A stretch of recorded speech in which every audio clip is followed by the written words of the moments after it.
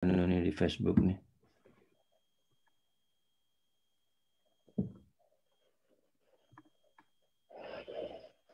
Facebooknya apa ya? Masjid Istiqlal, Bu. Oh, Oh, Masjid Istiqlal.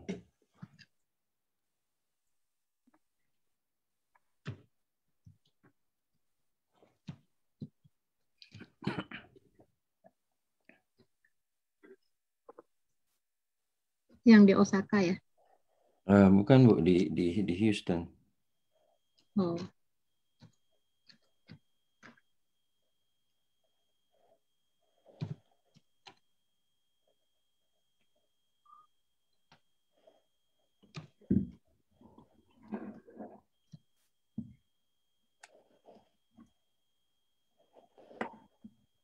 Belum ada, Mas. Pak Bambang, jam 9. Ya, baik. Alright. Baiklah. Assalamualaikum warahmatullahi wabarakatuh. Waalaikumsalam. Alhamdulillah. Alhamdulillah Rabbil Alamin. Wassalatu wassalamu ala asrafil anbiya'i wal mursalin. Wa ala alihi wa sahbihi ajma'in. Alhamdulillah, segala puji dan syukur kita panjatkan kehadirat Allah Subhanahu wa taala yang telah memberi kita kesempatan untuk hadir di acara ini, dan terlebih lagi di saat bulan Ramadan ini Allah telah memberi kita kesehatan dan juga kenikmatan iman sehingga mendorong kita bisa hadir bersama-sama di acara ini. Nah, salawat dan salam kepada junjungan kita Nabi Muhammad SAW beserta keluarganya dan sahabat-sahabatnya. Bapak-bapak dan ibu-ibu, alhamdulillah pagi ini di Houston dan malam hari di Jakarta, Indonesia, kita mendapat kehormatan untuk mengadakan acara yang akan dipandu atau dinarasumberkan oleh Ibu Herlini Amran. Ya. Sebelum kita mulai, ada baiknya saya bacakan sedikit susunan acara. Ya, pertama pembukaan dari saya, insya Allah sudah, dan kemudian perkenalan pembacaan kitab suci Al-Quran oleh Pak Andi Saputra dan terjemahannya oleh saya sendiri. Kemudian saya akan menjelaskan sedikit tentang membacakan sedikit biodata Ibu Herlini. Setelah itu saya persilakan beliau untuk mengisi halaqah ini. Kemudian sebelum masuk ke Q&A session, ke sesi tanya jawab, kita akan tayangkan sedikit pesan sponsor tentang fundraising Masjid Istiqlal. Ya. Dan dengan tidak memperpanjang mukadimah, saya persilakan Bang Andi untuk membacakan kitab suci Al-Quran, itu surat Hujurat ayat 11 dan 12. Silakan Pak Andi. Assalamualaikum warahmatullahi wabarakatuh.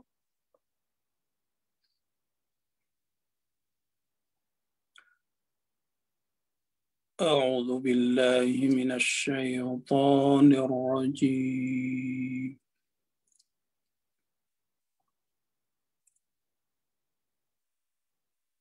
بسم الله الرحمن الرحيم.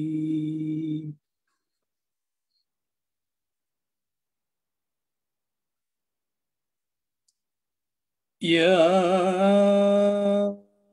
أيها الذين آمنوا لا يسخر قوم من قوم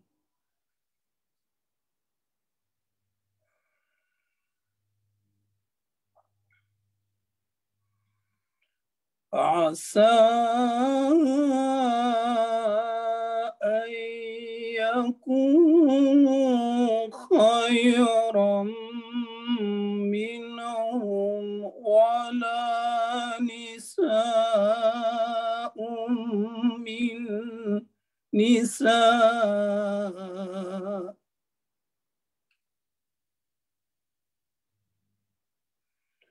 عسى أن يكون خيرا منهم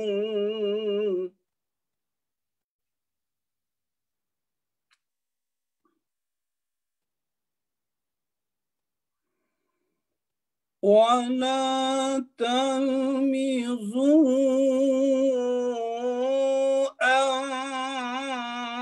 أنفسكم ولا تنابزوا بالألقاب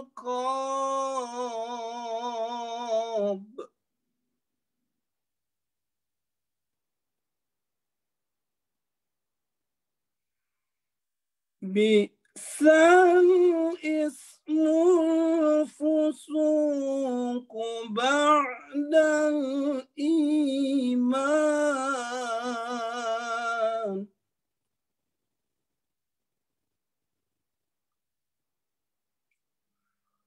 ومن لم يتب فأولئك هم الظالمون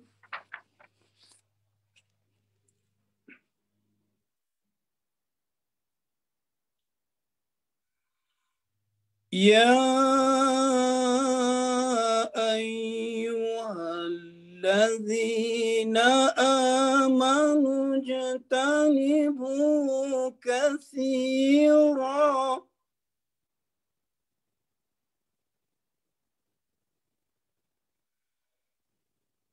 من الظن إن بعض الظن إثم ولا تجسسوا ولا يغتب بعضكم بعضا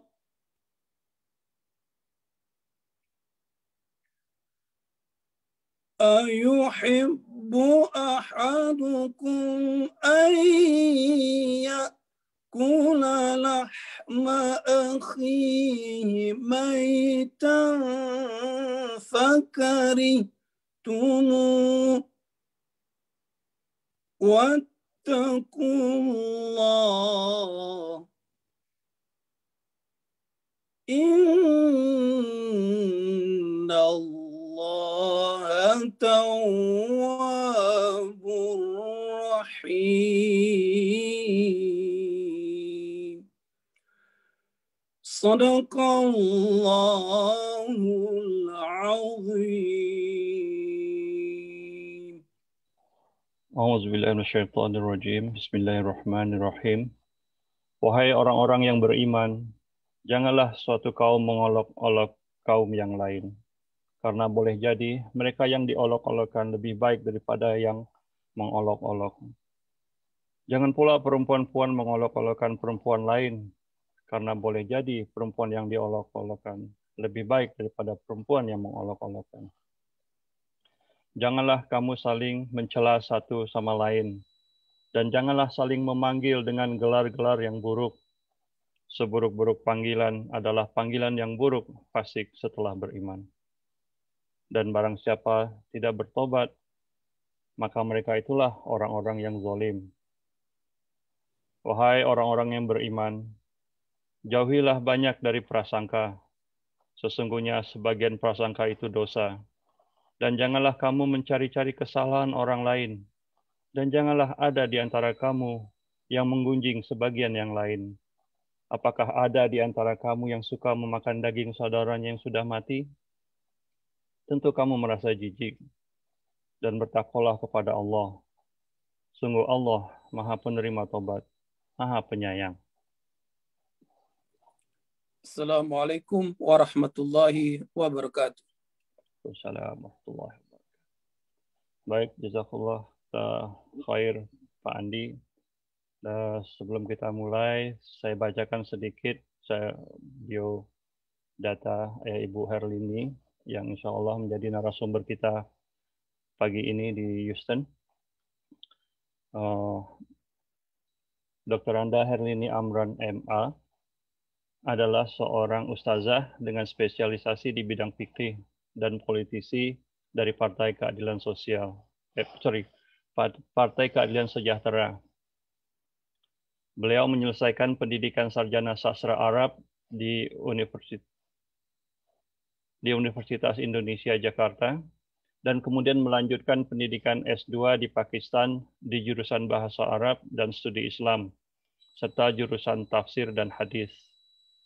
Beliau pernah menjadi anggota Dewan Perwakilan Rakyat Republik Indonesia periode 2009-2014.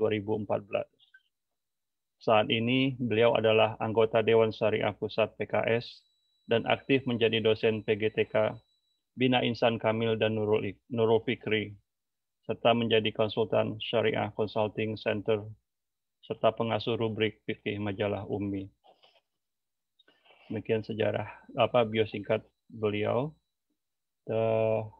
Dengan tidak memperpanjang mukadimah, saya persilakan Ibu Herlini untuk melanjutkan acara. Baik, terima kasih. Jazakumullah khairan katsiran. Assalamualaikum warahmatullahi wabarakatuh.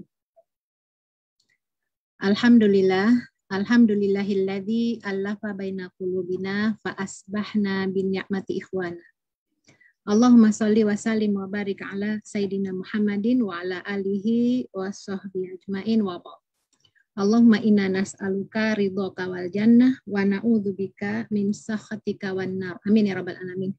Alhamdulillah kita berada bersama-sama di bulan yang kita cintai, bulan yang kita harap dan tunggu kehadirannya, dan kita dipertemukan dalam pembahasan terkait dengan salah satu bagian dari ajaran yang perlu kita sikapi dalam kehidupan kita sehari-hari, yang dengan bagaimana Islam memandang ya terkait dengan media sosial.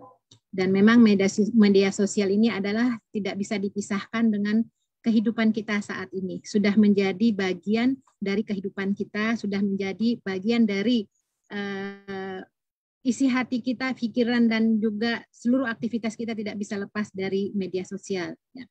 Kalau kita lihat dulu hampir ya, dulu mungkin seusia kalau yang udah zaman-zaman dulu masih punya pager, mungkin kalau yang udah generasi generasi bukan baby boomer kali ya, generasi X atau Z itu ya, itu kan sederhana ya.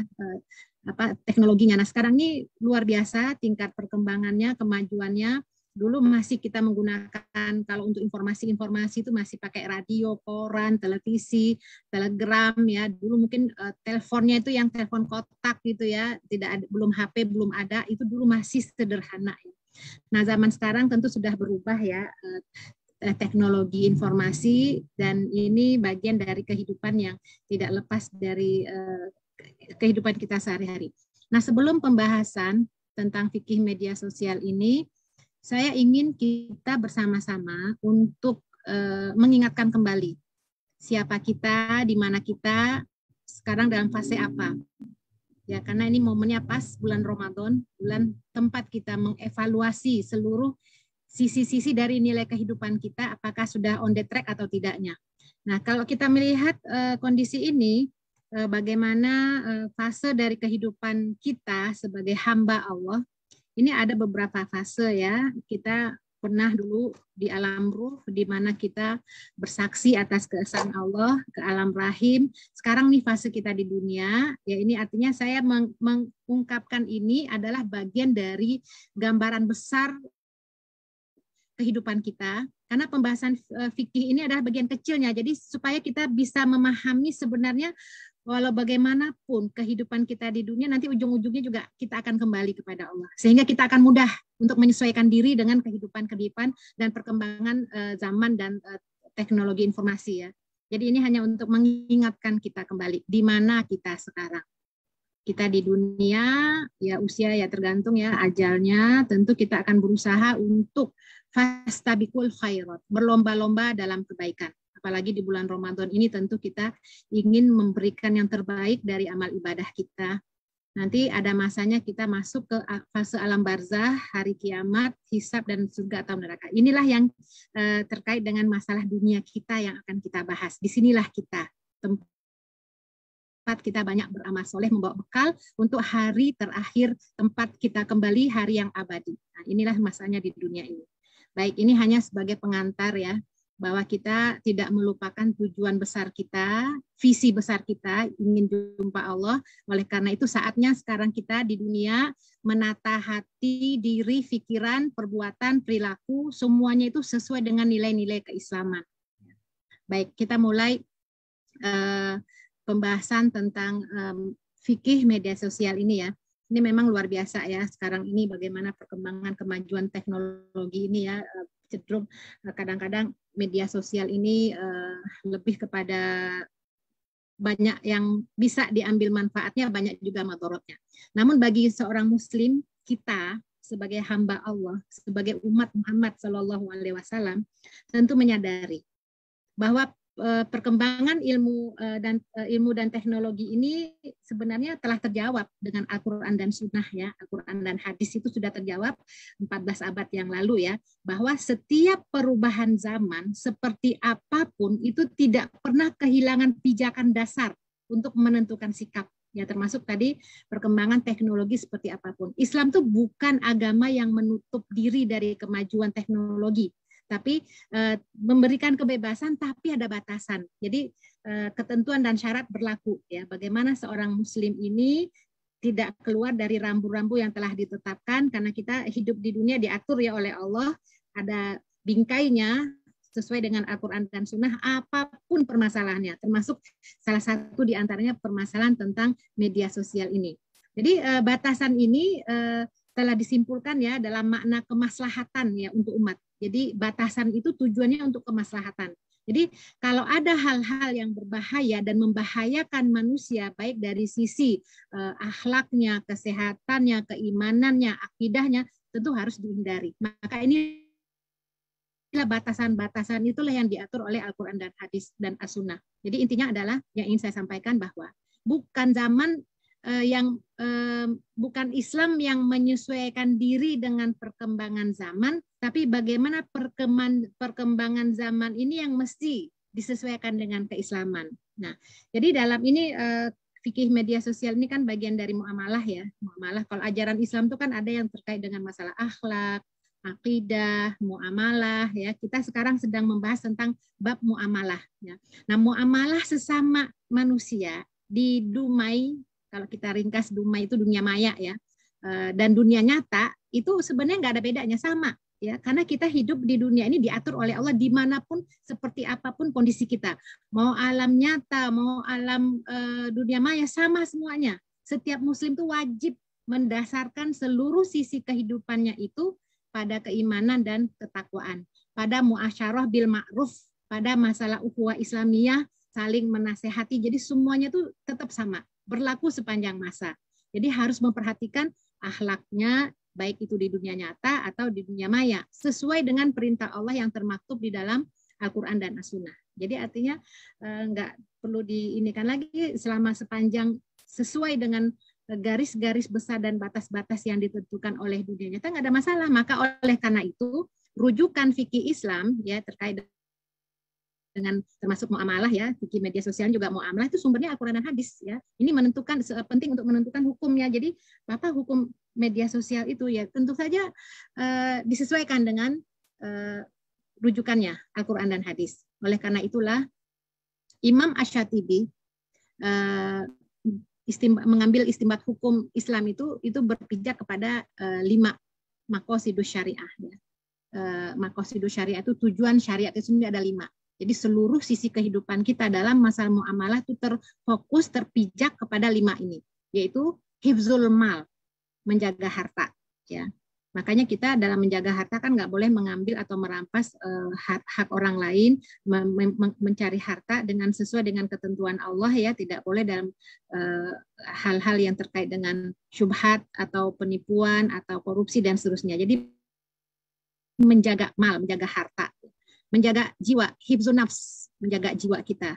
Ini bagian dari adab fikih muamalah. Apapun masalah dimanapun kita berada, zaman apapun kita, semuanya berpacu kepada, terfokus kepada, berpijak kepada 5 hal ini. Hifzul mal, hifzul nafs, hifzul nasal, menjaga keturunan.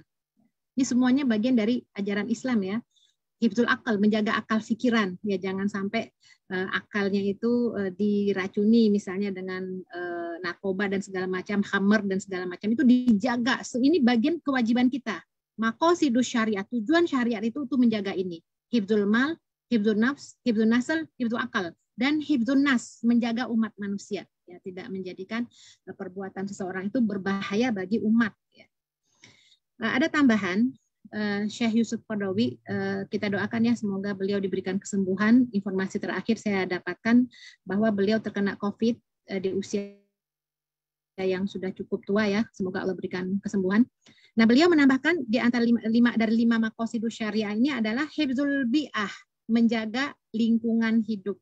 Ya, jadi inilah seputar fikih muamalah ya, sumber rujukan Islam ini berlaku sepanjang masa dimanapun kita berada ya, karena Islam itu rahmatan lil alamin.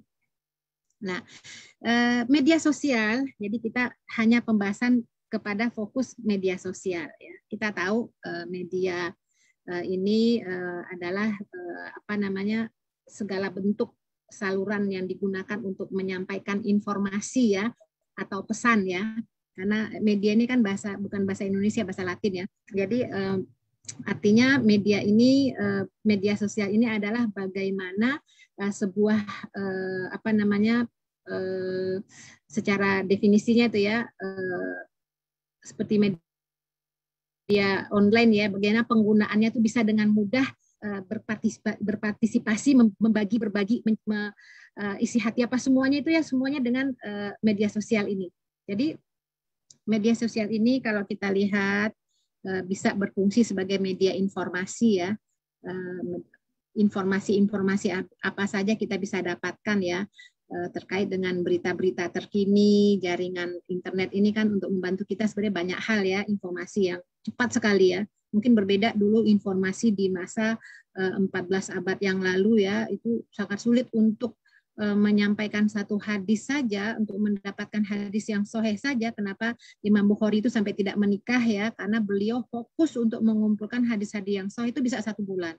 Nah, kita bersyukur kepada Allah dengan perkembangan zaman ini, informasi itu lebih mudah kita dapatkan dengan hitungan yang cepat sekali ya. Ini media sosial ini ya fungsinya sebagai media informasi, media komunikasi dan interaksi sosial ya.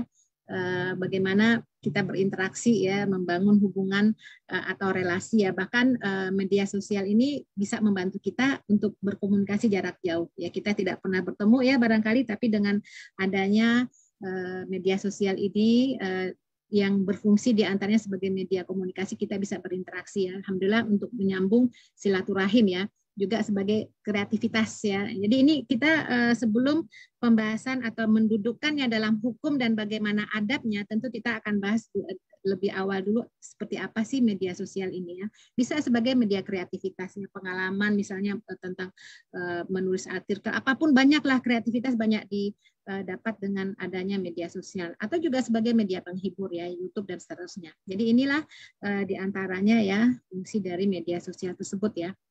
Jadi memang manfaatnya dalam masalah bisnis juga banyak ya. Artinya luar biasa lah perkembangan sekarang ini ya, bagaimana dengan media sosial ini terjalin suatu dunia baru ya, disebut dunia maya itu. Tentu setiap yang baru itu apapun pasti ada dampak positifnya dan ada dampak negatifnya. Kita lihat dulu dampak positif dan negatifnya. Tentu saja kita tahu ya, dampak negatifnya itu kecanduan dan kerusakan fisik. Ya, tentu saja jejaring sosial media ini dampak-dampak negatifnya itu luar biasa ya, kecanduan. Apalagi untuk anak-anak kita yang belum memahami, belum memiliki akal yang baik, artinya sempurna, tentu kalau tidak dipandu, tidak diarahkan, itu bisa menjadi kecanduan, bahkan memicu orang, anak-anak itu untuk mengisolasi diri. Bahkan kita lihat penyakit-penyakit yang diakibatkan oleh kecanduan juga banyak. Cuman sayang rumah sakitnya aja yang belum banyak ya.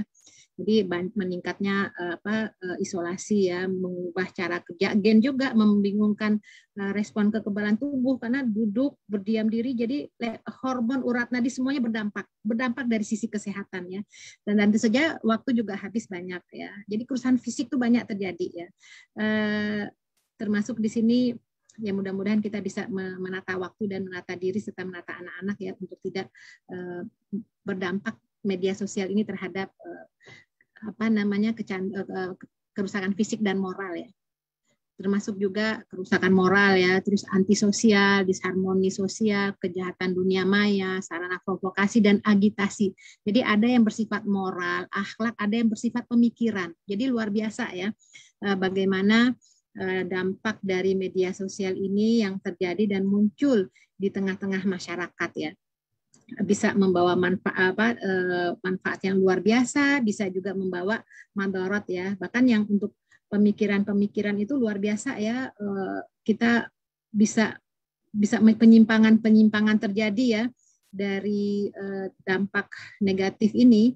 Ini banyak anak-anak muda kita karena mungkin berinteraksi dengan dunia maya ini, akidahnya terganggu. Jadi mereka juga kan tanda kutip berdakwah juga ya dengan dunia maya, itu pemahaman agnostik, pemahaman yang percaya atau tidak percaya agama atau seterusnya, atau mungkin pindah agama, itu luar biasa. Ini memang dampak negatif. Jadi banyak sekali ya terhadap akidah, akhlak dan seterusnya. Bahkan juga untuk kepentingan politik ya, saling memfitnah, provokasi, agitasi dan seterusnya, bahkan juga termasuk waktu yang terbuang sia-sia dan lain-lainnya. Jadi bahkan kalau kita lihat sarana provokasi dan agitasi itu ya, misalnya seorang buzzer ya, itu kan bekerja menyebarkan propaganda. Nah, propaganda ini kan nanti membentuk opini umum. Kemudian opini umum ini kalau sudah terbentuk, itu masyarakat akan mudah digerakkan oleh orang-orang yang berkepentingan ini. Nah, inilah masalahnya opini yang terbentuk ini benar atau salah.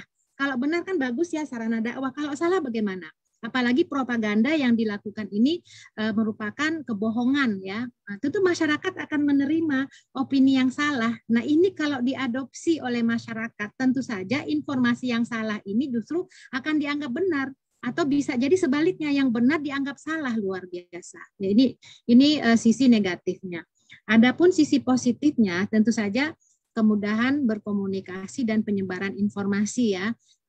Penyebaran informasi yang up to date ya, mudah menyebar, meluas melalui jaring sosial, hanya dalam tempo waktu yang nggak hitungan menit, detik, itu semua informasi, kita bisa menikmati informasi ya.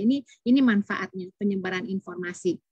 Juga di era ini juga kita lihat kegiatan ekonomi ya, itu berkembang, pekerjaan, pendidikan dan seterusnya, apalagi di era pandemi ini luar biasa, dahsyat banget ya, keterampilan sosial semua itu. Jadi sarana untuk mengembangkan keterampilan dan sosial itu luar biasa. Ini sisi positifnya. Jadi mengasah keterampilan teknis dan sosial itu kan kewajiban ya, kebutuhan kita juga kewajiban ya, apalagi yang kerjanya bisa di rumah, itu luar biasa ya. Positifnya tuh banyak ya, memperluas jaringan pertemanan ya, dengan kita bisa berkomunikasi dengan siapa saja. Saya bisa bertemu dengan bapak dan ibu ya, saling berkomunikasi walaupun tidak pernah berjumpa, hanya lewat dumai ya, dunia maya ini. Inilah satu sisi positifnya ya, kita bisa manfaatkan dengan hal-hal yang baik. Kemudian pertemanan, silaturahim itu juga terjalin. Jadi di samping sisi negatif, ada sisi positif. Nah, ketika kita berbicara dampaknya, tentu secara fikih tentu dicarikan hukumnya, karena memang segala sesuatu dalam kehidupan kita kan tentu punya hukum ya. Walaupun di masa Nabi belum ada kemajuan ini, tapi dicarilah hukumnya ya. Nah, para ulama pun berbeda pandangan ya tentang hukum media sosial. Mungkin bagi yang tidak memiliki nilai mungkin akan komentar, alah begitu aja cari hukum, emangnya apa sih? Kita ini adalah hamba Allah. Kita hidup di dunia ini ada aturannya. Masalah-masalah yang kecil sampai masalah besar itu diatur dalam Islam. Yang tidak pernah ada kemudian terjadi, tumbuh berkembang, kemudian para ulama beristihad. Ya, jadi walaupun masalahnya sepele barangkali ya begitu aja dipikirin, dalam Islam itu ada haji ya, thalabul ilmu itu kan penting ya, dalam hal muamalah itu berkembang luas dan itu butuh ulama-ulama yang beristihad untuk mengarahkan dan memandu umat agar tidak salah langkah. Ini harus ada bingkai. Kalau tidak ada bingkai mungkin bebas begitu aja, dia akan menghalalkan segala cara. Nah, inilah kita ajaran Islam diatur ya. Alhamdulillah ini adalah bagian dari nikmat yang luar biasa.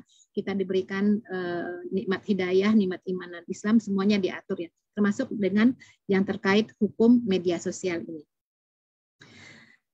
Secara ini nasnya ya, waladzi khalaqalakum ma fil ardi jami'ah. Allah lah yang menjadikan segala yang ada di bumi ini untuk kamu ya.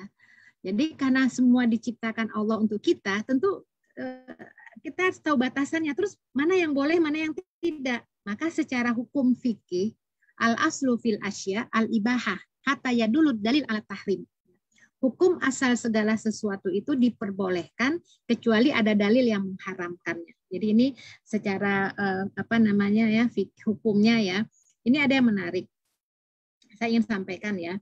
Mantan Ketua Komite Fatwa Al-Azhar Kairo itu Syekh Abdul Hamid Al-Atros itu mengeluarkan fatwa ya tentang haramnya menggunakan Facebook bagi seorang Muslim. Itu ya artinya kita terima ini, arti kita namanya para ulama pasti punya alasan-alasan. Jadi diantaranya beliau itu mengeluarkan fatwa haram Facebook. Ya. Nah, fatwa itu ditetapkan tahun 2015 ya, 3 Februari waktu itu ya.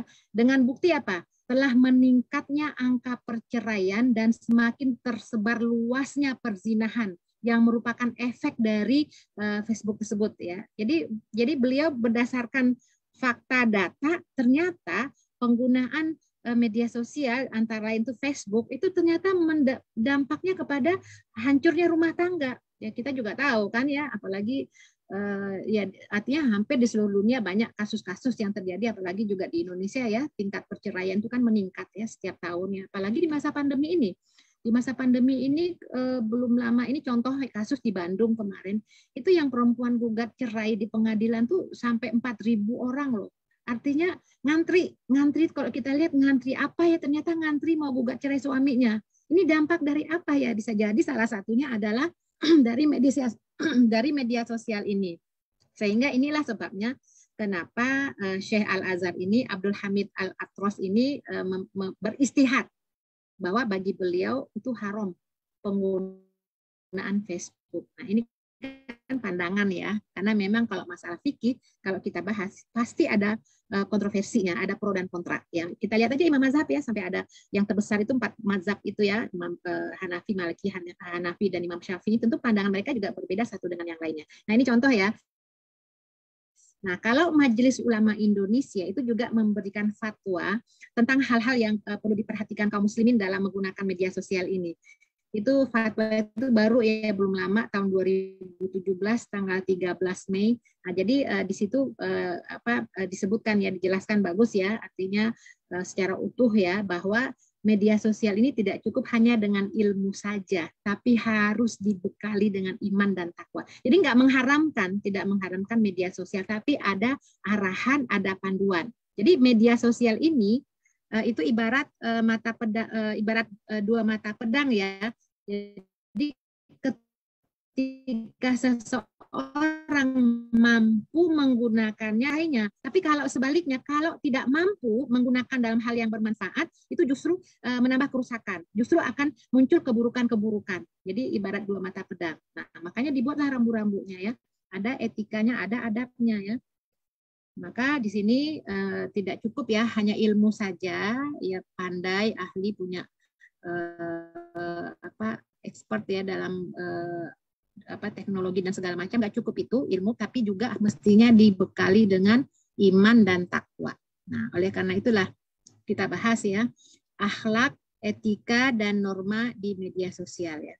Jadi kalau etika seorang muslim dalam menggunakan media sosial ini kan sama dengan etika di kehidupan nyata. Jadi tidak hanya di dunia nyata, tapi juga di dumai, di dunia maya pun juga harus ada akhlak. Akhlak itu adalah sesuatu yang memang perlu dan wajib dimiliki oleh setiap umat Islam dimanapun mereka berada. Ya, karena memang menjaga akhlak itu kan tujuannya kan agar kita dapat menjadi hamba Allah yang bertakwa, sehingga kita nanti bisa mengisi fase kita hidup di dunia ini dengan baik, sehingga kita punya bekal nanti ketika kita akan kembali ke tempat pulang kita, ketika Allah memanggil kita. Maka perlu ada etika dan norma dan akhlak.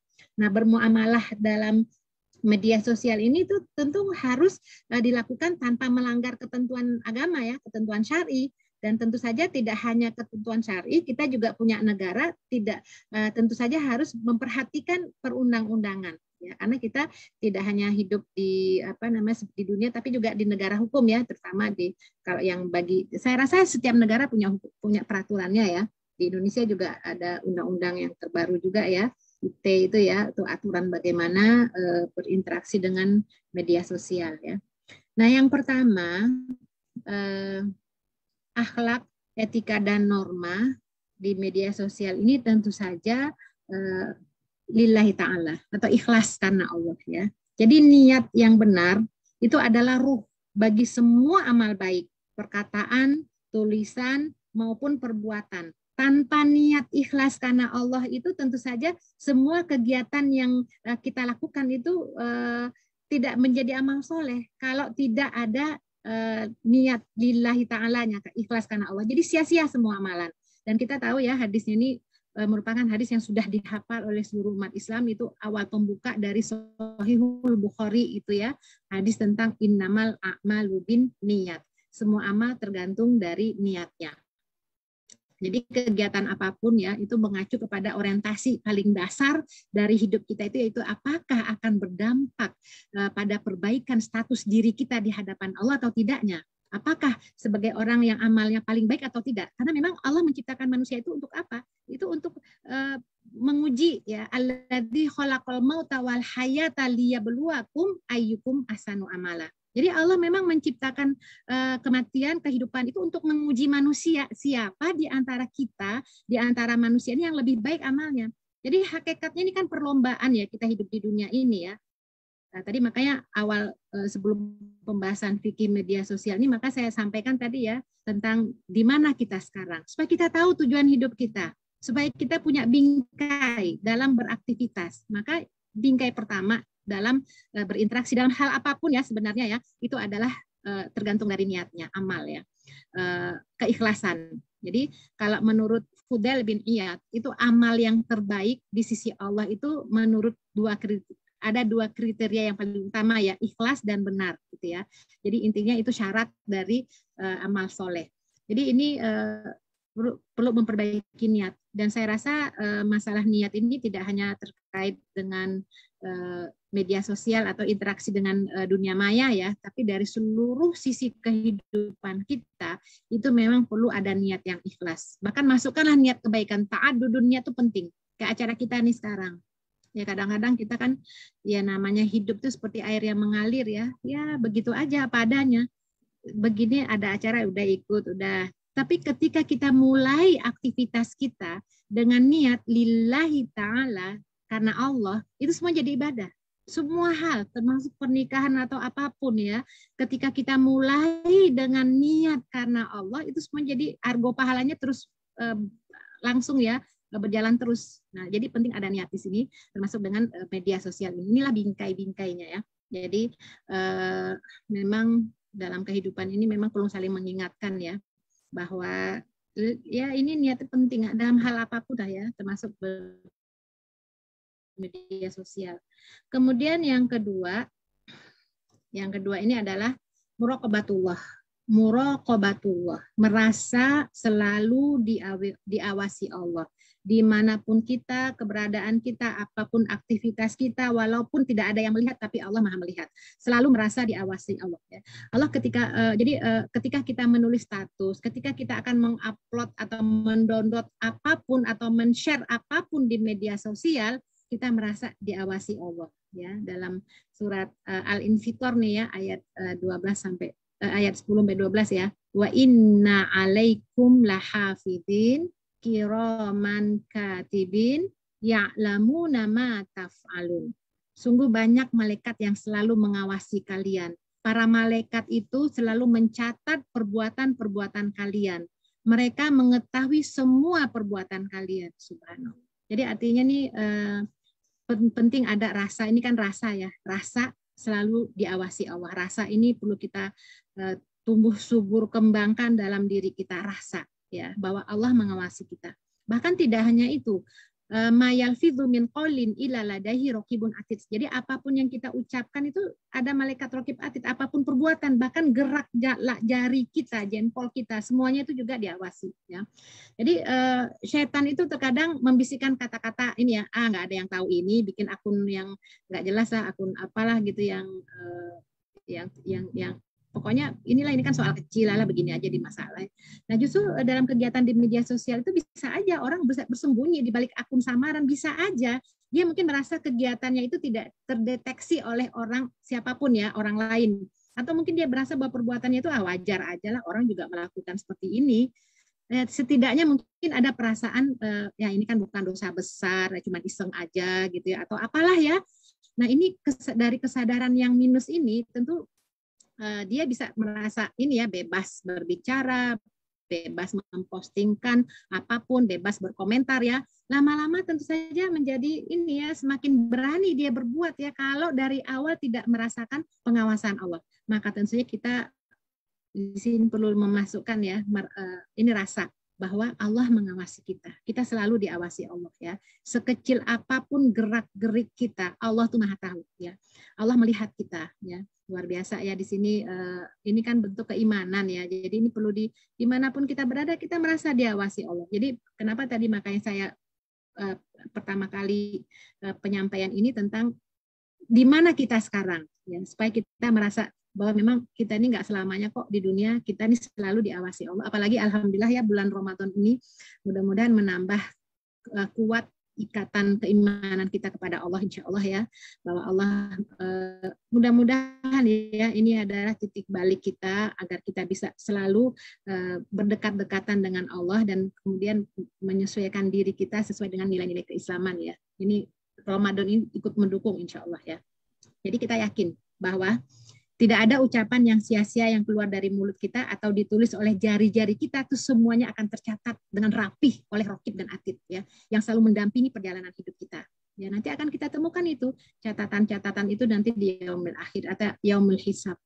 Maka di antara tanda bahwa seseorang itu memiliki keimanan yang kuat itu adalah dia berhati-hati untuk mengucapkan atau menulis kata-kata di dalam media apapun. Dia selalu hati-hati, dia takut ini akan menjadi catatan itu ya, dia akan yakin ini akan menjadi buktinya nanti, menjadi saksi ya, itu akan diminta pertanggungjawaban ya. Maka oleh karena itu ketika kita belum mampu untuk mengucapkan atau menulis yang baik-baik, lebih baik diam ya. Kan kita tahu ya, mangkana yu'minu billahi wal yaumil akhir falyaqul khairan aw liyasmut. Barang siapa yang beriman kepada Allah dan hari akhir, maka hendaklah dia berkata yang baik atau diamlah. Artinya kalau mau posting, postinglah yang baik. Kalau nggak udah diam. Nah itu ya kondisi orang-orang yang beriman. Merasa selalu diawasi Allah. 10 menit lagi, Bu. Oh baik. Kalau gitu saya cepat-cepat aja ya. Yang ketiga, berharap pahala dari Allah ya, ihtisab ya, dilakukan dengan dua cara ya. Ihtisab ini sebagaimana dalam berpuasa ya, man shoma Ramadan imanan wahtisaban, itu mengharapkan pahala dari Allah, itu sabar dan menahan diri tidak sembarangan ya dalam memposting dan berkomentar di medsos agar mendapatkan pahala. Jadi tahan diri. Kemudian amal soleh itu adalah bila kita mampu memposting komentar di medsos dengan cara yang baik. Bahkan dengan postingan kita itu akan banyak orang-orang yang tercerahkan, kembali tersemangati untuk berbuat kebaikan.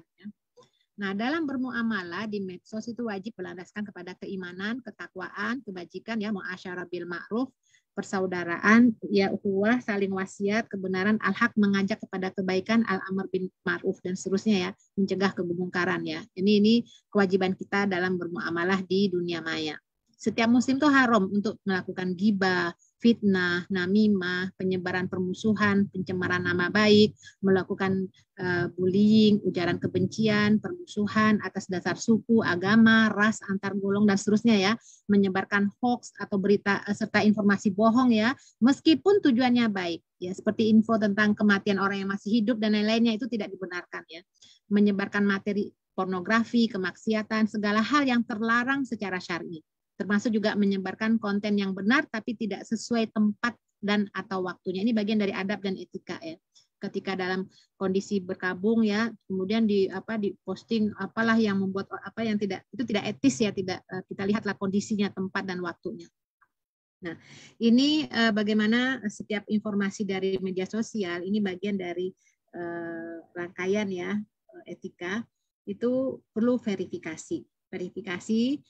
Setiap informasi itu diverifikasi atau ditabayunkan ya, jadi setiap informasi yang kita dapatkan baik yang positif ataupun yang negatif itu tidak boleh langsung disebarkan ya, perlu diverifikasi, dilakukan proses tabayun dan kemudian dipastikan ada manfaatnya. Dan proses tabayun itu tadi di surat Al-Hujurat tadi ayat 6 itu ya, itu dipastikan aspek sumber informasi atau sanadnya. Ya, itu meliputi siapa nih yang mengirim ini, siapa yang memposting ini, bagaimana reputasinya, bagaimana kelayakannya, bisakah dia dipercaya ya. Jadi itu perlu ada. Kemudian dipastikan aspek kebenaran kontennya atau matannya itu ya, maksudnya isinya, maksudnya itu apa, isi dan maksud itu apa. Kemudian juga dipastikan konteks tempat dan waktu serta latar belakang serta informasi tersebut saat informasi ini disampaikan itu. Ya, jangan-jangan ada informasi terbaru, apalagi yang masalah perpolitikan ya, nggak tahunya itu informasi yang sudah bertahun-tahun yang lalu.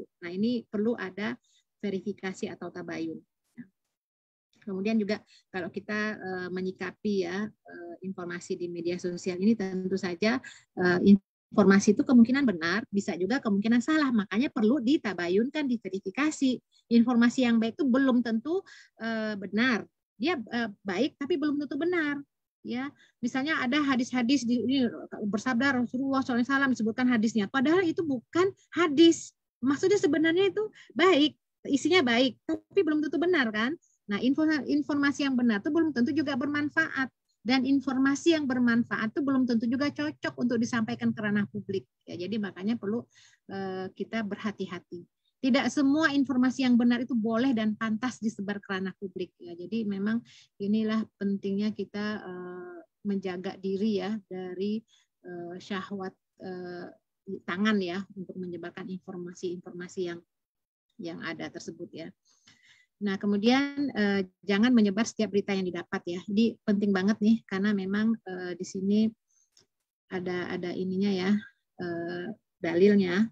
Ya kafa bil mar'i kadziban ayuhadditsa bima sami'a. Cukuplah seseorang itu berbohong jika menceritakan semua yang dia dengar. Jadi walaupun kita mendengarnya langsung, tapi jangan disampaikan dulu ke yang lain kalau memang bukan hak kita. Kita punya hak mendengar tapi tidak punya hak untuk menyampaikan. Maka kesalahan pertama pada pihak yang memulai berita bohong itu ada di yang memulai. Kemudian kesalahan selanjutnya ada yang pada yang men-share-nya. Ya, yang men-share status itu ya.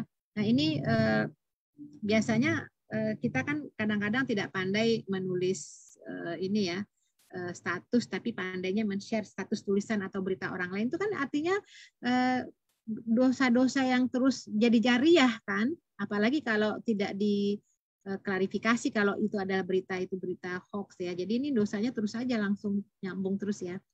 Nah, orang yang pernah menyebar kebatilan, ya mungkin itu fitnah, apalagi di masa-masa misalnya kampanye atau masa-masa pilkada, pemilihan presiden dan seterusnya, atau pokoknya hal-hal yang membutuhkan dukungan, itu kadang-kadang ada fitnah, ya ada ya berita-berita hoax ya. Nah, untuk orang-orang yang ingin bertaubat dari menyebarkan kebatilan tersebut, itu tidak cukup hanya bertobat, tapi wajib menjelaskan kesalahan dan kebatilan yang disebarkan tersebut.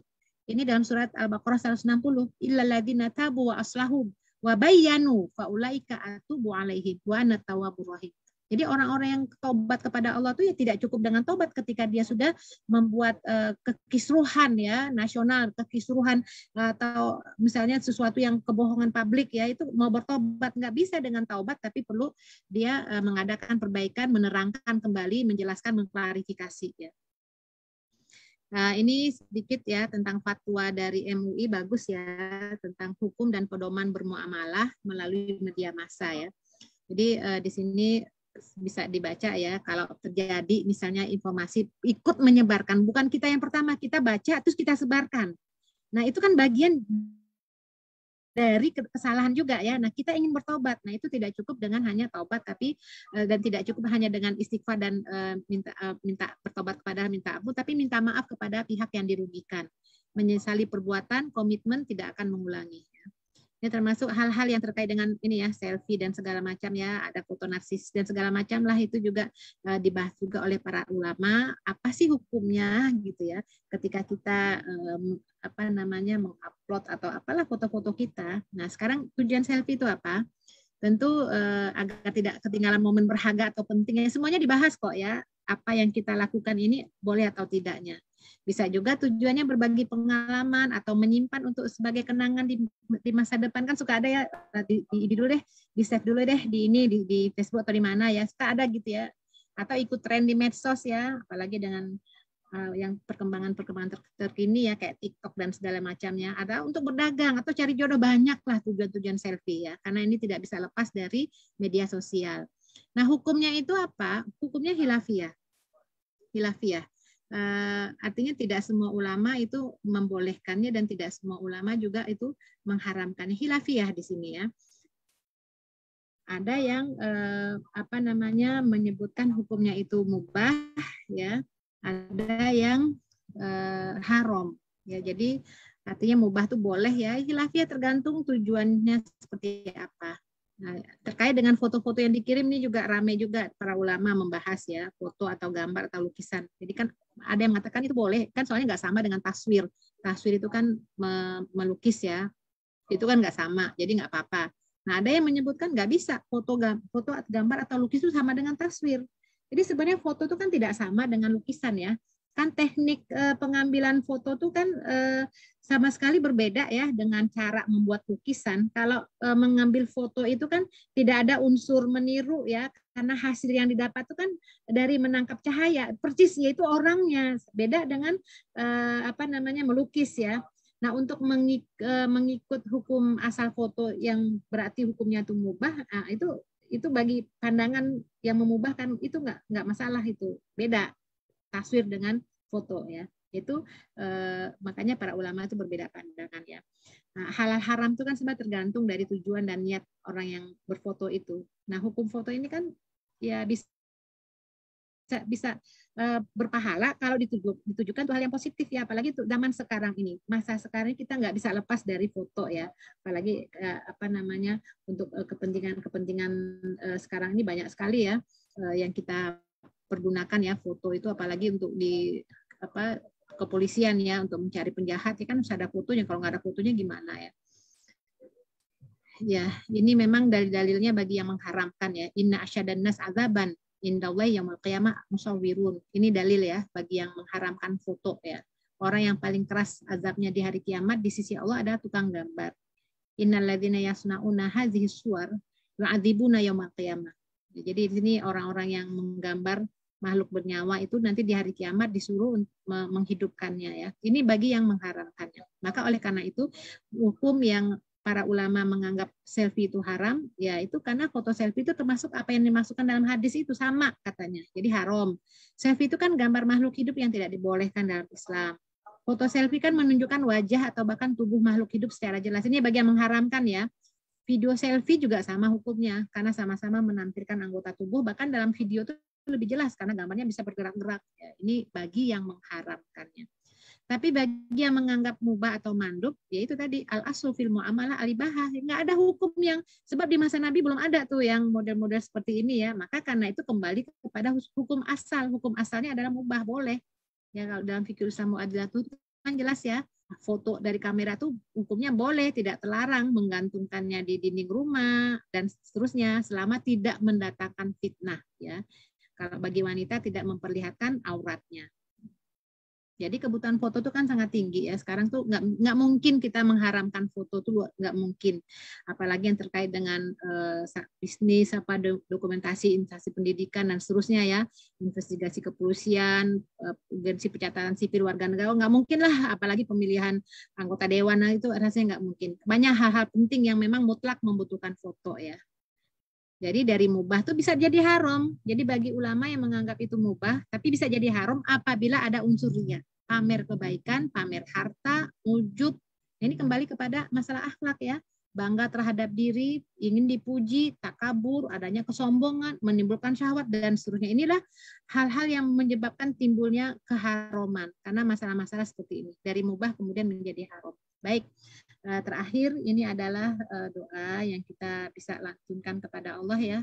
Allahumma inni a'udzubika min syarri ma amiltu wa min syarri ma lam a'mal. Ya Allah, aku berlindung kepadamu dari keburukan yang telah aku perbuat dan keburukan yang belum aku perbuat. Ya. Dan ini hadis dari Tirmizi dari Sayyidina Umar, dia berkata, Allamani Rasulullah mengajarkanku dan berkata, katakanlah Allahumma ja'al sariroti khairan min alaniyati wa ja'al alaniyati solihah. Allahumma inni as'aluka min solihi ma tu'tin nas minal mal wal ahli wal waladi ghairi thalli walal mutil. Ya Allah, jadikanlah diam-diamku lebih baik daripada terang-teranganku. Jadikanlah teranganku itu baik, jadinya zohirku. Jadi jadikanlah batinku ini lebih baik daripada zohirku ya. Ya Allah, sesungguhnya aku mohon kepadamu kebaikan apa yang telah Engkau berikan kepada manusia, baik harta, anak yang tidak sesat dan tidak menyesatkan. Ya, jadi ini kita berharap mudah-mudahan kebaikan kita itu tidak hanya dari sisi zohir saja, tapi juga batin kita insya Allah. Allahu a'lam bishawab. Assalamualaikum warahmatullahi wabarakatuh. Waalaikumsalam warahmatullahi wabarakatuh. Jazakallah khair Bu Herul ini. Terima kasih. Masya Allah pemaparannya yang cukup lugas dan komprehensif. Bapak-bapak, ibu-ibu yang ada pertanyaan silahkan ditulis di ruang chat ya. Di situ kita akan bahas berbasis first come first serve basis. Siapa yang nulis duluan itu yang akan dijawab. Tapi sebelum itu kita akan lihat dulu video tentang Masjid Istiqlal. Seperti yang bapak-bapak, ibu-ibu ketahui, bahwa kita saat ini sudah menyelesaikan tahap awal persiapan pembangunan masjid. Ya, kita telah baru 2 atau 3 minggu yang lalu kita selesai membuat saluran drainase kompleks Istiqlal Houston dan penyelesaian pelaksanaan pembuatan lapangan parkir. Alhamdulillah atas donasi yang dari bapak-bapak, ibu-ibu, insya Allah kita sudah selesaikan tugas pertama. Nah, tugas berikutnya akan menyusul lebih banyak lagi. Sebelum itu saya tampilkan sedikit kilas balik cerita atau kisah pendirian Masjid Istiqlal ini. Ya, Istiqlal berada di bawah organisasi IMC, Indonesian American Muslim Community. Atau kita lihat dulu lah ini, Pak Eka silakan.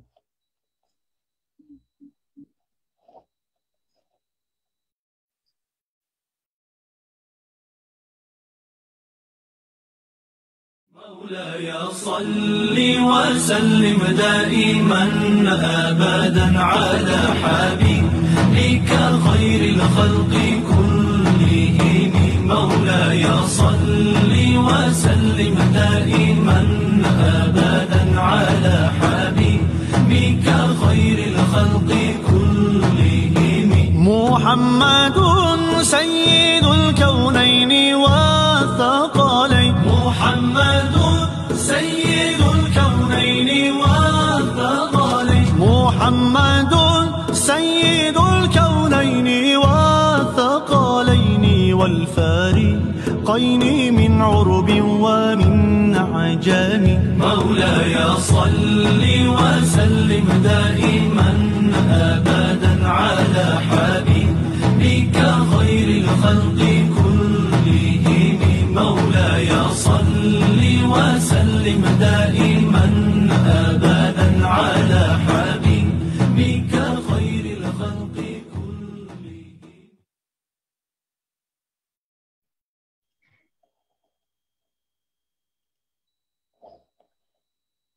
Baik, video tadi rangkuman singkat 1 menit lebih tentang perkembangan terakhir pembuatan kompleks Masjid Istiqlal. Ya, saya rasa slide selanjutnya Pak Eka yang tadi. Ya, kembali ke Istiqlal, bahwa Istiqlal berada di bawah organisasi IMC, Indonesian American Muslim Community. Kita didirikan pada Februari tahun 2012, jadi sekitar 8 tahun yang lalu, ya, hampir 9 tahun yang lalu. Kemudian pada tahun 2015, alhamdulillah kita punya kesempatan untuk membeli lahan dan bangunan yang ada di sana. Tadinya itu adalah gereja, ya. Kemudian kita rencana akan membuat itu sebagai Masjid Istiqlal, kita beri nama Istiqlal. Dan tahun 2018 kita selesaikan desainnya, baru desainnya, dan kita sudah mendapatkan permit atau izin-izin untuk mendirikan. Dan tahap berikutnya seperti yang dilihat dari video tadi, kita selesaikan dulu drainase dan lapangan parkir, dan insya Allah bulan Ramadan ini kita kick off untuk fundraising, mengumpulkan dana pembangunan masjid yang sebenarnya. Jadi kita insya Allah akan, jika sudah punya masjid, kita akan jadikan masjid yang sekarang sebagai ruang kelas sekolah, dan kita akan bangun.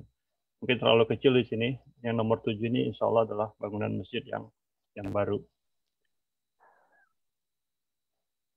Next please. Nah, bagaimana Bapak-Bapak, Ibu-Ibu bisa ikut berpartisipasi dengan memberi donasi, baik berupa zakat. Insya Allah bisa masjid kita menerima zakat, infak, sedekah, ataupun bentuk apapun, ya, dana melalui, paling mudah adalah pakai app, ya, baik dari Android ataupun dari iPhone.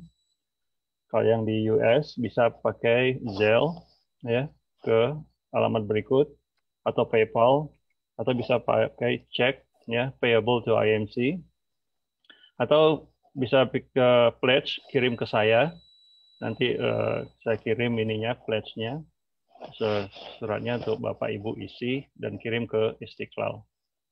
Next please.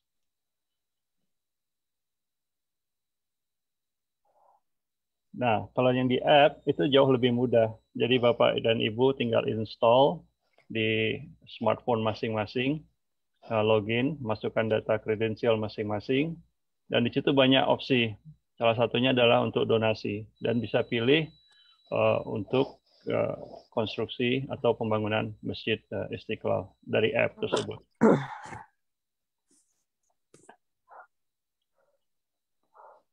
Silakan. Saya rasa itu terakhir. Saya minta mungkin Bu Erlini bersedia memberi tanggapan tentang aktivitas penggalangan dana ini. Silakan, Bu. Masya Allah ya, luar biasa ya. Ini ada kesempatan terbaik ya. Sebenarnya ini bukan kita yang berinfak ya, donatur, tapi kita yang diuntungkan, karena harta yang dikeluarkan, baik itu zakat, infak atau sodako, itu akan berkembang dan memberikan keberkahan kepada pemiliknya. Bahkan pintu rezeki itu akan selalu dibuka oleh Allah ya. Saya jadi teringat itu surat Al-Baqarah ayat 161 ya. Mathalul ladzina yunfiquna amwalahum fi sabilillahi kamathali habbatin ambatat sab'a sanabila fi kulli sumbulatin mi'ata habbah. Jadi di situ dijelaskan perumpamaan nafkah yang dikeluarkan atau maksudnya infak apapun yang kita keluarkan ya, itu perumpamannya tuh orang-orang yang menafkahkan hartanya di jalan Allah, karena di jalan Allah ya, ini semuanya kan karena Allah ya, itu seperti sebutir benih yang menumbuhkan 7 bulir.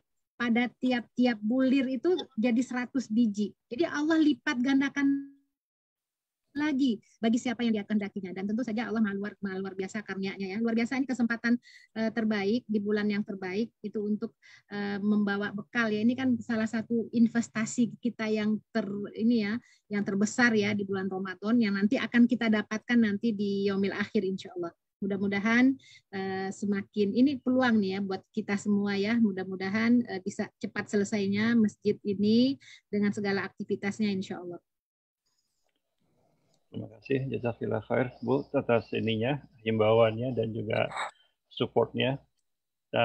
Baik, berikut kita akan mulai sesi tanya jawab. Ini sudah ada beberapa pertanyaan yang masuk. Bapak Ibu silakan masuk ke ruang chat kalau ingin pertanyaannya diungkapkan atau disampaikan ke Bu Herlini. Saya bacakan pertanyaan pertama di sini. Bu, bagaimana hukumnya jika ada seseorang sedang dalam masalah dan memasang quote dan banyak komen serta saling menyindir? Itu pertanyaan. Ya, ini sangat kita sayangkan pada saat ini adalah ketika kita memiliki permasalahan, kemudian kita update status ya, dan orang bisa melihat ini masalah dirinya. Itu sangat disayangkan ya. Jadi akan muncullah nanti zone-zone, bahkan komen-komen, bahkan bisa jadi malah bisa keributan. Itu sangat kita sayangkan.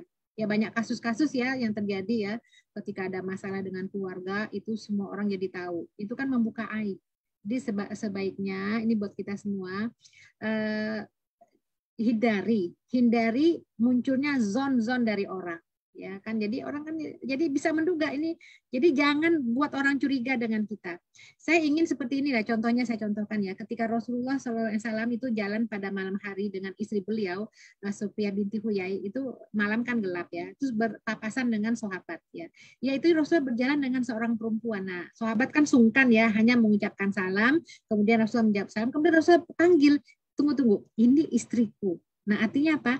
Jangan sampai perilaku kita, ucapan kita, perbuatan kita itu menyebabkan orang itu menduga yang negatif ya. Jadi artinya hindari lah ya. Jadi apalagi sampai dibahas, didiskusikan jadi terbuka, jadi orang bisa, itu sebaiknya dihindari ya, hal-hal yang terkait dengan permasalahan internal pribadi kita. Udahlah, jadikan nih aib kita selesaikan secara pribadi, tidak perlu diketahui oleh umum, walaupun hanya semacam quote atau sindiran atau apalah ya, yang semua orang jadi bisa menerka, menduga. Nah hindari aja zon-zon itu. Kita tidak membuat orang berzon kepada kita, dan kita menghindari orang itu berzon karena ulah kita. Ya, wallahu alam seperti itu ya. Masya Allah, terima kasih. Mudah-mudahan Bapak atau Ibu tadi yang bertanya bisa mendengar penjelasan tadi. Berikutnya pertanyaan, sampai sejauh mana kewajiban tabayun? Karena biasanya posting itu berlapis-lapis, dan mungkin kita sudah menjadi penerima yang kesekian. Ya, kita tidak berurusan dengan perbuatan orang.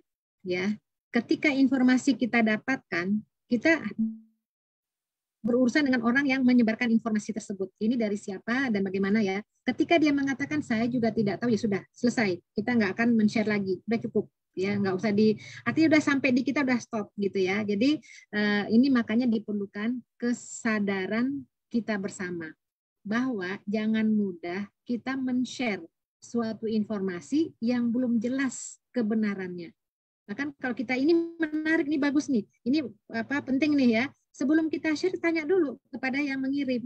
Ketika dia mengatakan saya tidak tahu, ya sudah, jangan di-share lagi udah.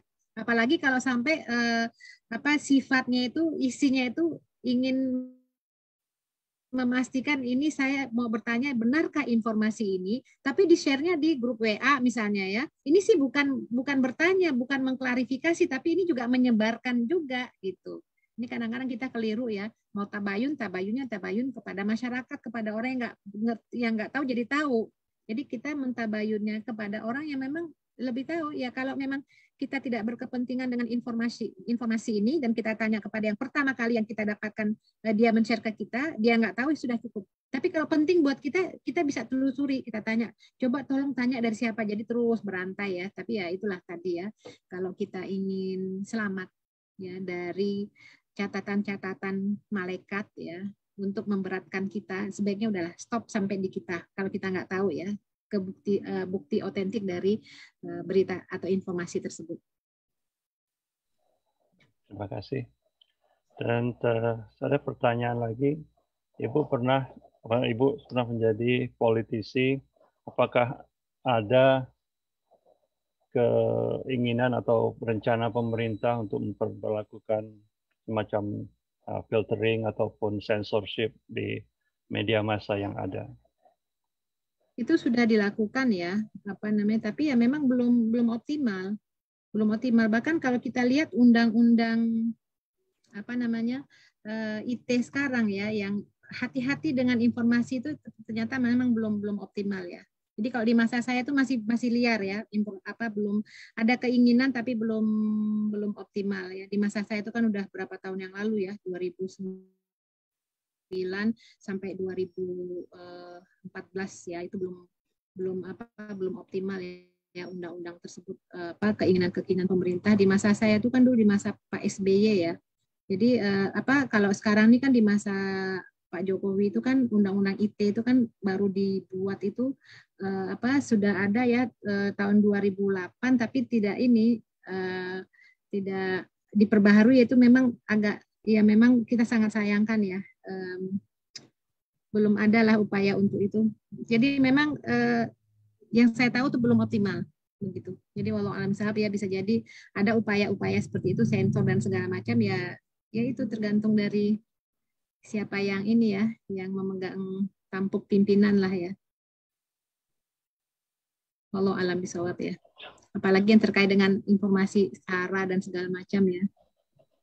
Sudah ada sih keinginan baik, sudah ada untuk mengatur masyarakat itu sudah ada ya. Karena kita kan bangsa kita kan gampang terpicu dengan informasi-informasi yang nggak benar ya. Gitu. Baik, ini ada pertanyaan berikutnya. Jadi intinya Bu, lebih baik tidak usah posting apa-apa di sosmed, walaupun itu sharing ayat-ayat atau hadis yang benar. Enggak begitu juga. Kita kan mau beramal soleh yang banyak. Artinya kita bisa pergunakan IT ini untuk amal soleh tersebut. Bahkan semakin bisa jadi pahala jariyah kalau kita bisa mempergunakan dengan cara yang tepat. Posting ayat, posting apalah yang bisa menggugah orang, bisa jadi itu bagian dari pahala jariyah. Orang ketika membaca postingan kita kemudian terbuka pintu hatinya, dia bertobat misalnya, kita dapat pahalanya. Jadi makanya tadi saya sampaikan ya, bahwa ada sisi negatif, ada sisi positif. Maka kita ambil saja yang sisi positifnya, karena bingkai dari apa yang kita lakukan dalam beraktivitas di dunia ini adalah bingkai iman dan takwa. Jadi ketika kita mempergunakan teknologi apapun, selama ada bingkainya itu akan bagus. Bahkan dalam hal apapun, bahkan harta ya. Ni'mal mal fiyat rajulun soleh, sebaik-baik harta di tangan orang yang soleh. Jadi kalau orang soleh itu memegang atau melakukan atau apapun, bahkan memimpin sekalipun, itu pasti terbaik. Ya, jadi ada bingkainya. Jadi bukan berarti kita nggak boleh memposting. Silahkan memposting sebanyak-banyaknya informasi yang dapat mencerahkan. Mudah-mudahan bisa meminimalisir informasi yang buruk atau berita-berita buruk atau yang buruk-buruk itu ya. Perbanyaklah. Ya, jadi sangat baik itu. Apalagi kalau kita niatkan karena Allah, niatkan untuk berdakwah. Pada dasarnya kita ini adalah duat ya, dai ya. Kuntum khairu ummatin ukhrijat linnas. Kita itu adalah dai yang mengajak orang, maka kita pakai apapun sarana prasarana yang ada untuk menyebarkan kebaikan-kebaikan tersebut terhadap seluruh alam. Itu pahalanya jariyah itu, dan itu adalah bagian dari amal soleh. Yang nggak boleh itu adalah mempostingkan yang dapat membawa bencana ya, itu yang tadi yang sudah disebutkan, tidak membuka aib ya. Artinya kehadiran kita itu bermanfaat bagi orang lain dimanapun kita berada, baik di dunia nyata ataupun di dunia maya. Nah, kalau bisa apapun yang kita bisa lakukan, lakukan. Ya, jadi tidak seperti itu ya, jangan memposting, itu posting yang terbaik, itu bahkan bisa meminimalisir kemungkaran-kemungkaran yang ada. Begitu ya. Baik, terima kasih. Jazakallah khair, Ibu. Sampailah kita di penghujung acara. Jika tidak ada lagi pertanyaan yang masuk, mungkin kita cukupkan di sini, sampai di sini. Kita minta Bu Herlini untuk memimpin doa dan sekaligus menutup acara ini. Ya, baik, kita tutup dengan istighfar ya. Astaghfirullahaladzim, astaghfirullahaladzim, astaghfirullahaladzim, alladzi la ilaha illa huwal hayyul qayyum wa atubu ilaih. Bismillahirrahmanirrahim. Alhamdulillahirabbil alamin, hamdan yuwafi ni'amah wa yukafi mazidah.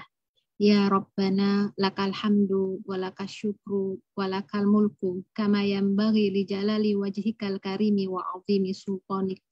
Allahumma shalli wa sallim wa barik ala sayyidina Muhammadin wa ala alihi wa sahbihi ajmain. Allahumma ighfir lana wa li walidina warhamhuma kama rabbayana shighara. Wali jami'il muslimina wal muslimat wal mu'minina wal mu'minat al ahya'i minhum wal amwat. Rabbana la tuzigh qulubana ba'da idh hadaitana wa hab lana min ladunka rahmah innaka antal wahhab.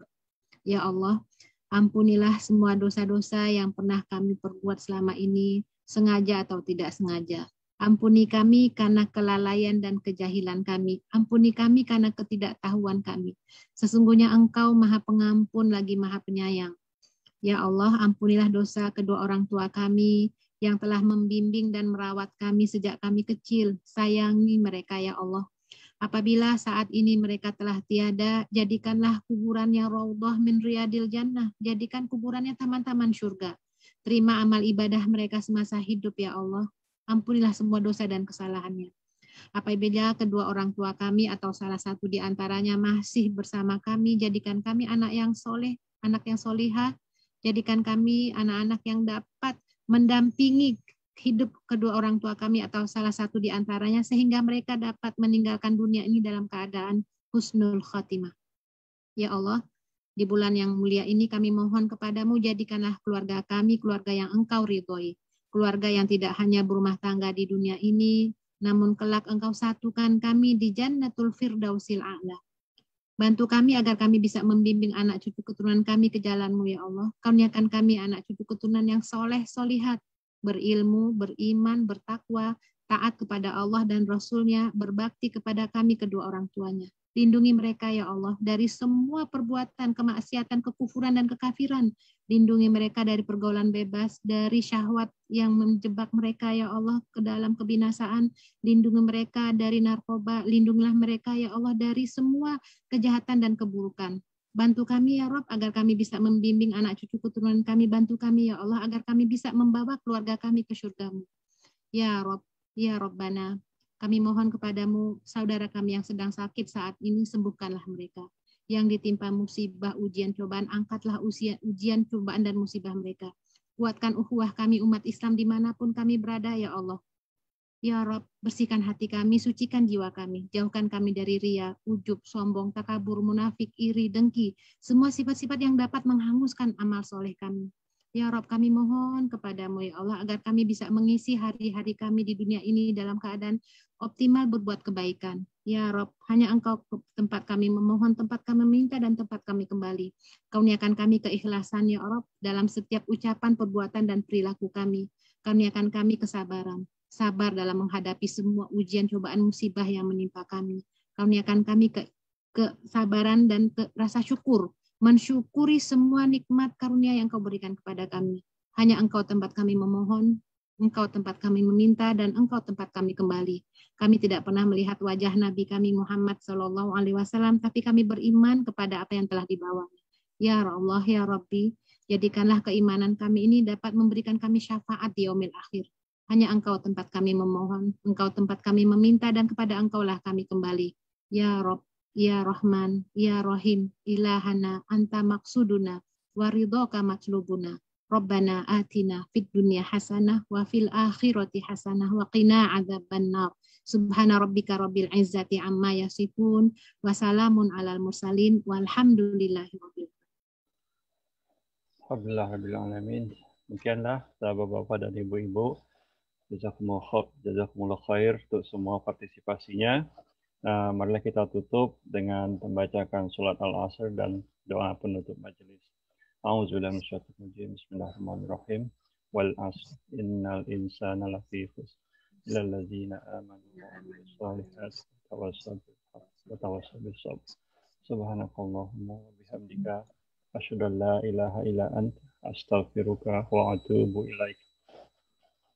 Lebih dan kurangnya ada kesalahan, mohon maaf.